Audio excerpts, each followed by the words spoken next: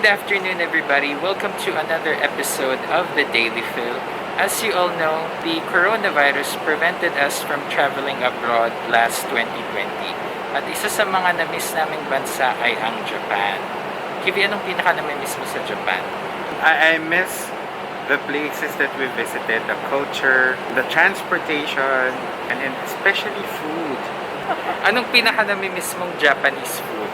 Favorite food is Tonkotsu Ramen from Makati. Well, QB, today is your lucky day. We are on our way to Mendokoro Ramenba and we're going to try their Super Chashu Ramen. The online community has been raving about this dish. It's a fusion of Shoyu and Tonkotsu Ramen topped with a huge slab of barbecued pork belly. Going to find out if it's worth the hype.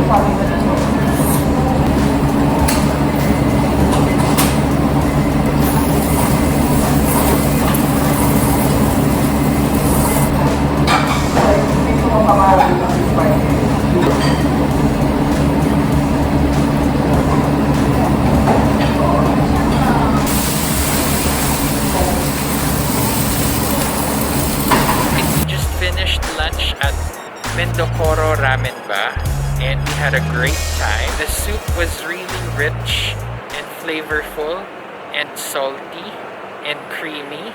There's heat to it coming from the garlic and the fresh chili. So I recommend that you request for chilies to be added. Meron siyang kaunting smoky flavor. I think that's coming from the chashu pork. Sobrang kapal niya. Para na siyang pork steak with its nice grill marks. Very tender pa rin. Kung mahilig kayo sa karne, then go for the super chashu. I think you'll be fine with the small slice of chashu pork if you just order the regular Shoyu Tonkotsu Ramen.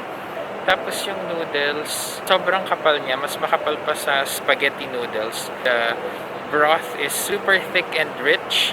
So, kailangan talaga ng thick noodles to hold the broth and absorb the flavor. Anong masasabi mo sa Super Chashu Ramen ng Mendokoro Ramenba? Masarap naman siya and I highly recommend that and you want to taste something close to authentic Japanese ramen, then Mendokoro Ramenba will offer you something that is actually close to the taste of a Japanese ramen. Sulit na rin siya sa 560 kasi ang laki ng pork niya and mahal ang baboy niya yun. If I will rank them, I'd still go for Ramenagi. So it's Ramenagi, Mendokoro Ramenba, and Ikudo. Yes. This is once again the Daily Fill, conquering the world one country at a time using a Filipino passport. And until next time, travel now, bills later. Bye-bye.